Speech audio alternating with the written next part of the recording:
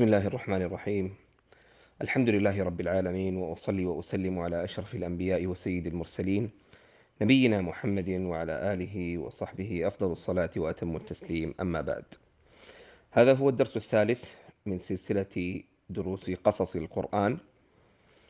وفي الدرس الثالث في اليوم الثالث من رمضان نتناول قصة من قصص الجزء الثالث من القرآن.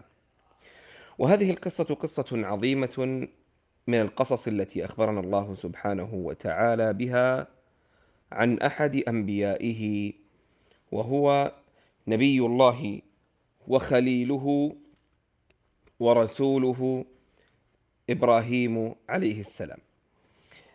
أخبرنا الله سبحانه وتعالى أن إبراهيم عليه السلام دعا ربه بدعاء غريب، وإذ قال إبراهيم رب أرني كيف تحيي الموتى.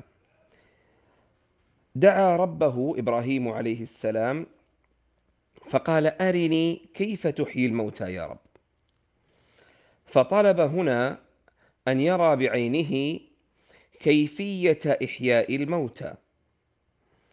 وهذا يردنا إلى سؤال: لماذا طلب إبراهيم عليه السلام هذا الطلب؟ لماذا طلب من ربه أن يريه كيف يحيي الموتى؟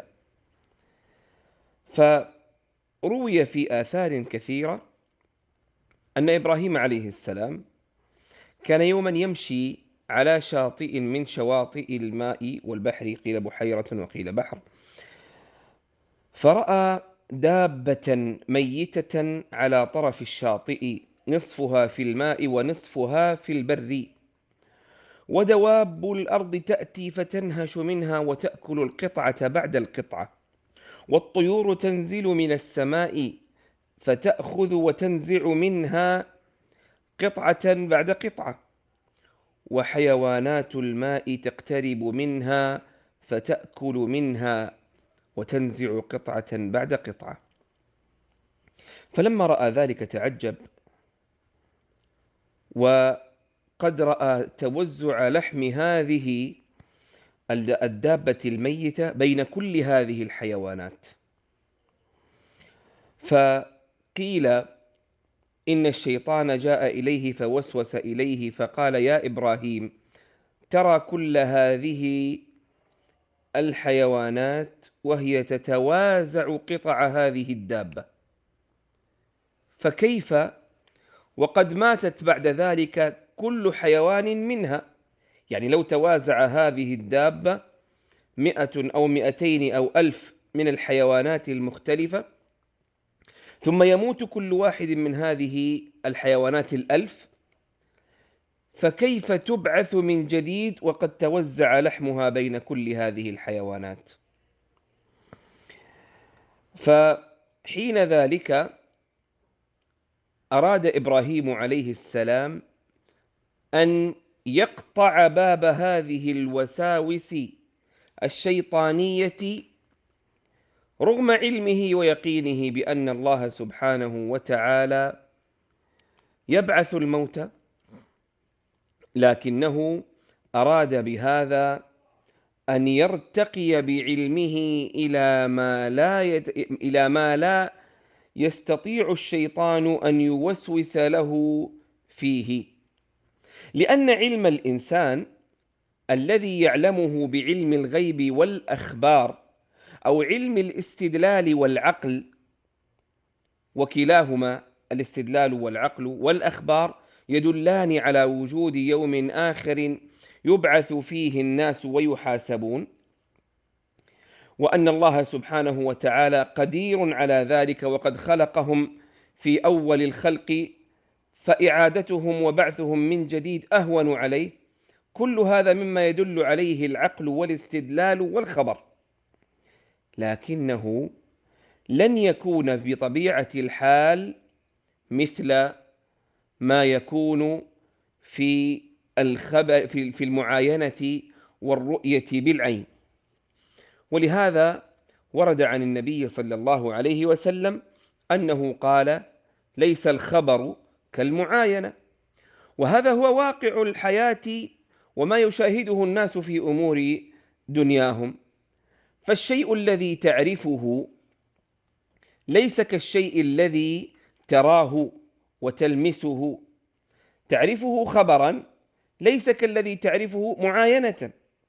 ولهذا لا يمكن أن يكون مثلا لو جئنا للمقارنة بين علم الناس بدولة الصين اليوم، والناس كلهم يعلمون أن هناك دولة كبيرة عظيمة كثيرة السكان والصناعات اسمها دولة الصين، لا يمكن أن يكون علم الناس ويقينهم بهذه الدولة ووجودها بمجرد الأخبار كما لو كان علمهم بها إذا ما ذهبوا إليها ونزلوا فيها ومشوا عليها وقابلوا أهلها فيها وسكنوا هناك وأكلوا وشربوا. لا يكون هذا كهذا.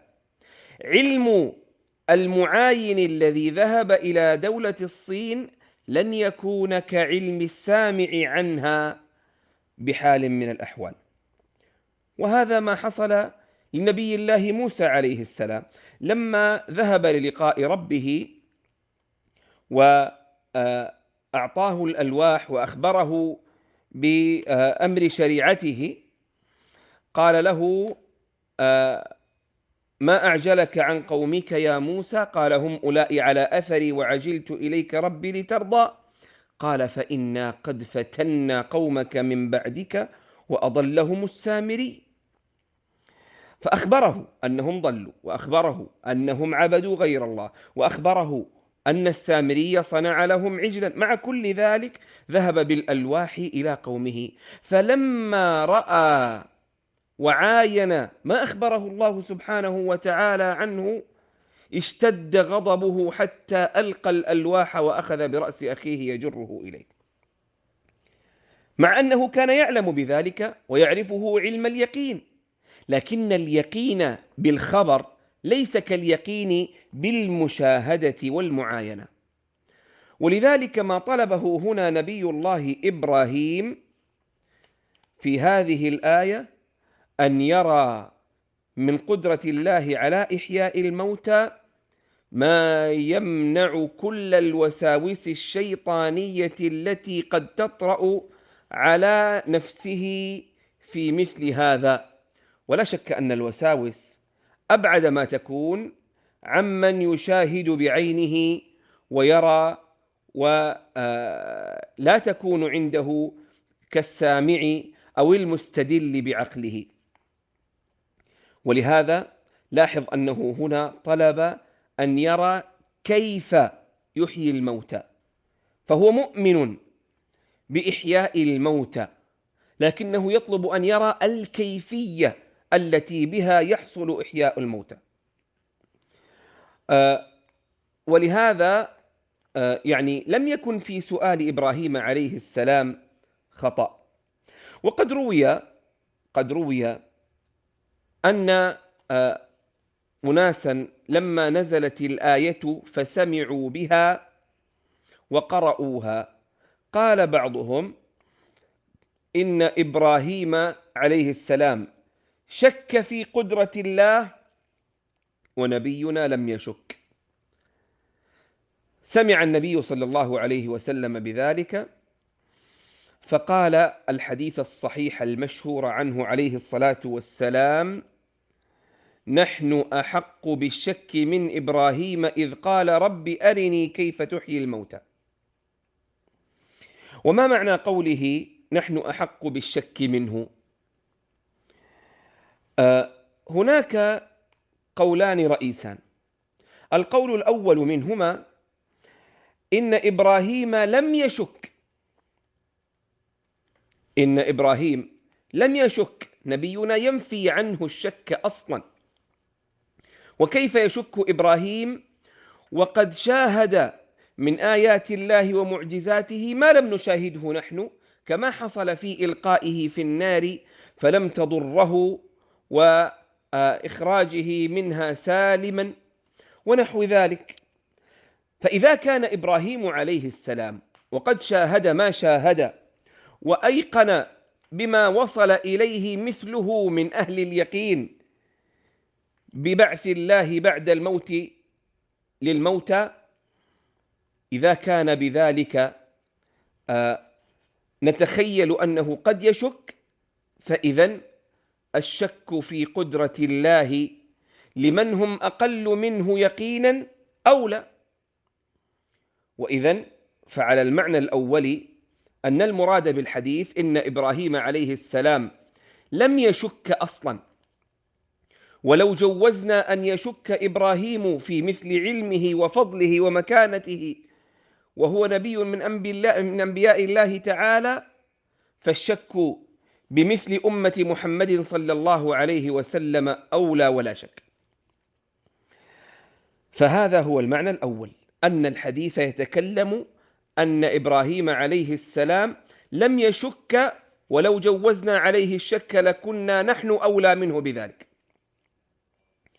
أما المعنى الثاني الذي قيل في معنى الحديث، فقيل إن المراد أن إبراهيم هنا لم يشك في قدرة الله تعالى على إحياء الموتى، وإنما شك في إجابة دعائه لما طلب من الله تعالى إحياء الموتى.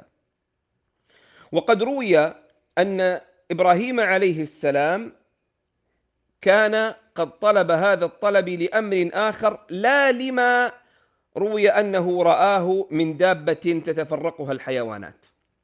فقد روي أنه جاءه أحد الملائكة بالبشارة من الله إن الله اتخذه خليلا ورفعه إلى أعلى الدرجات بالخلة، وإنه إبراهيم عليه السلام يجاب دعاؤه بكل ما يدعو ويسأل الله تبارك وتعالى.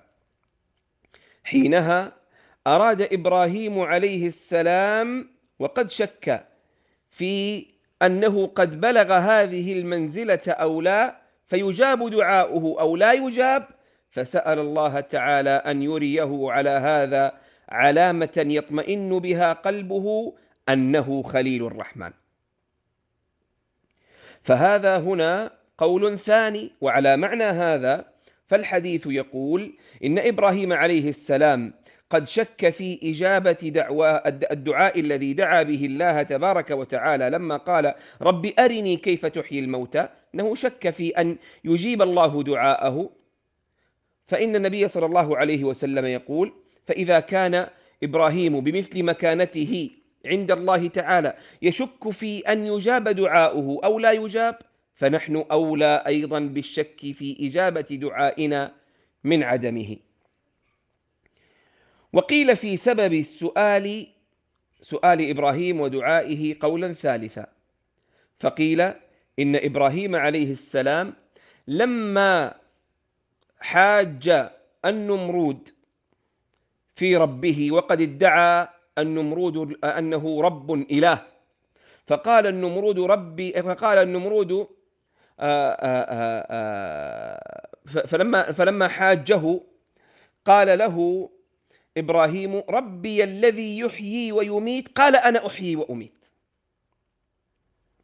فأحب إبراهيم أن يرى أمام عينه برأي العين ما يكون به مستيقنا برأي العين والمشاهدة ما يكذب ما قاله ذلك الكذاب مدعي الربوبية ومدعي إحياء الموتى. وعلى كل حال فسواء سأل ربه بسبب أنه رأى دابة تتوزعها الدواب ووسوس إليه في ذلك الشيطان فأراد أن يزيل باب الوساوس، أو أنه سأل ربه ليتأكد من إجابة دعائه وأنه خليل الرحمن المجاب الدعاء في كل ما يسأل، أو أنه سأل ربه حتى لما يعني غالطه به ذلك الكذاب المدعي الألوهية النمرود، سواء كان هذا أو هذا أو هذا، فقد دعا إبراهيم عليه السلام ربه أن يريه كيف يحيي الموتى، يريد أن يرى الكيفية. ولا ينبغي لأحد أن يظن في إبراهيم عليه السلام أنه سأل هذا من باب الشك الذي هو يعني عدم الإيمان. فالشك بمعنى أن يكون عنده الاحتمالان بقدرة الله على بعث الموتى وعدم قدرته كلاهما متساويان عنده، هذا الشك بهذا المعنى لا يجوز أن يكون على صغار المؤمنين، فضلا عن أتقيائهم، فضلا عن أنبيائهم، فضلا عن أولي العزم من الرسل منهم. لا يصح أن يأتي هذا على ذهن مؤمن طرفة عين. فنبي الله إبراهيم عليه السلام إنما سأل لأحد الأغراض التي ذكرناها، لكن لا يجوز أن نتخيل أن يكون سؤاله سبب سؤاله أنه شك، بمعنى أنه لم يتيقن أصلا ولم يؤمن فعلا بقدرة الله على إحياء الموتى. وما يؤكد هذا سؤال الله تبارك وتعالى له: أولم تؤمن بقدرة الله على إحياء الموتى؟ قال: بلى. انتهت المسألة هنا، فإنه قد قال: بلى أنا مؤمن، فليس ذلك مني على مجال الشك، وإنما ليطمئن قلبي. ولا شك أن علم اليقين الذي يتولد عن البصر والمشاهدة والمعاينة أعلى وأشد اطمئنانا للقلب، بحيث لا يبقى لوساوس النفس الأمارة بالسوء ووساوس الشيطان فيها مدخل ولو لمجرد الخواطر التي تأتي في بال الإنسان وتأتي في ذهنه. قال: ولكن ليطمئن قلبي. طبعا ليطمئن قلبي بأن أشاهد قدرتك على إحياء الموتى في القول الأول، أو ليطمئن قلبي أنني فعلا خليل الرحمن وأن دعائي مجاب كما في القول الثاني. قال: فخذ 4 من الطير فصرهن إليك. أمره الله تعالى بأخذ 4 من الطير، وقد روي أن هذه 4 كانت 4 أنواع مختلفة الألوان والأحجام والأشكال، متباينة في صفاتها وريشها وأشكالها وأحجامها. وأكثر الأقوال أنه أخذ طاووسا وديكا وغرابا وحمامة، فالحمامة لونها يخالف لون الغراب، وهما يخالفان لون الديك، وهي تخالف لون الطاووس، وريشها مختلف، ولحومها مختلفة، وأجسامها مختلفة متباينة، وأحجامها مختلفة. قال: فخذ 4 من الطير فصرهن إليك، يعني حزهن إليك، ثم اذبحهن عندك فقطعهن، وامزج هذه الطيور المقطعة مزجا شديدا، أن تفريشها، قطع لحمها، اكسر عظمها، فرق جلدها، بحيث تختلط فيكون عندك خليط واحد من هذه 4، فيه ريش من كل هذه الطيور، وفيه لحم من كل هذه الطيور مقطع، وفيها ريش منتف، وفيها جلد مقطع، وفيها دم متفرق بينها، وفيها عظم، وفيها لحم متفرق بين هذه.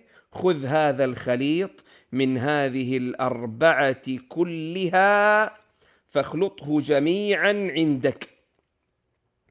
وقد روي أنه فعل ذلك وأخذ رؤوسها فأبقاها عنده. قال: ثم اجعل على كل جبل منهن جزءا. كان بجواره جبال، فأمره الله تعالى أن يضع على كل جبل بجواره جزءا من هذه الكتلة والخليط المتجانس من الريش واللحم والجلد والعظم والدم، ما بين هذه الأنواع الأربعة من الطيور. قال: ثم اجعل على كل جبل منهن جزءا، وضع على كل جبل قطعة من هذا الخليط، ثم رجع إلى المكان الذي كان فيه والذي فيه رؤوس هذه الطيور، ثم قال له: ادعوهن يأتينك سعيا. فدعا إبراهيم عليه السلام تلك الطيور من مكانه ومعه رؤوسها، ودعا، فقيل إنه قال: ودعا بسم الله تعالى وإذنه وقدرته أن تعود إليه من جديد. فحصل أمر في غاية العجب، طارت كل نقطة من نقاط الدم تمشي في الهواء حتى تلتحق ببقية النقاط الأخرى للطائر الواحد. تفترق نقاط الدم ما بين كل جزئية منها وأخرى لتجتمع في مكان واحد، وتطير قطع اللحم فتتجانس من جديد، تخرج كل قطعة من حيوان فتجتمع في مكان واحد، فقطع لحم الطاووس تجتمع من جديد في مكان واحد، وقطع لحم الديك تجتمع في مكان واحد، وهكذا في الغراب والحمامة أو نحوها من الطيور التي كانت عنده. وهكذا يطير العظم فيلتئم، وهكذا يطير الجلد فيلتصق، وهكذا يطير الريش فيغطي أجسامها حتى اكتملت كما خلقها الله تبارك وتعالى طيورا كاملة بلا رؤوس.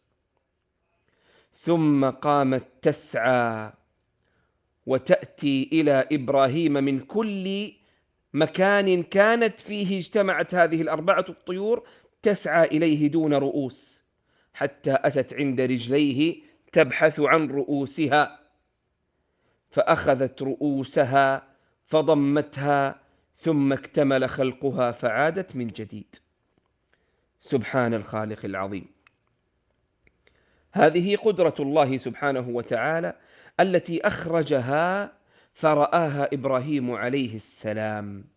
قال: واعلم أن الله عزيز حكيم، عزيز قوي قادر على كل ما في الأرض، فلا تظن أن بقايا الحيوان أو الإنسان تغيب، أنها إذا غابت عن البشر أنها تغيب عن علم الله تبارك وتعالى، ولا تظن أنها إذا غابت عن قدرة الناس أنها تغيب عن قدرة الله تعالى. والله حكيم فيما يقضيه وفيما يريه للبشر من آيات وحكم وعظات. وكان في هذا أعظم الموعظة في هذه القصة حينما قامت بقايا تلك الحيوانات والطيور من كل مكان تطير بدعوة إبراهيم ليريه شيئا مما يكون يوم القيامة، حينما يقوم الملك فينفخ في الصور فيدعو فيجتمع الناس وتجتمع أجسادهم، ثم يبعثون من جديد، ثم ترجع أرواحهم إلى أجسامهم، ثم يقوم الناس جميعا لرب العالمين. هذه قصة من القصص العظيمة التي حصل فيها إحياء للموتى بأمر الله تعالى وإذنه وقدرته، ليراه إبراهيم عليه السلام فيطمئن به قلبه، ويرى بذلك رأي العين، ويعلم علم يقين لا يتخلل إليه أدنى خواطر الشك في قدرة الله تعالى على إحياء الموتى بعدما رأى كيف يحيي الموتى. هو سأل: كيف يحيي الله الموتى؟ فأراه الله الكيفية التي بها يحيي الموتى.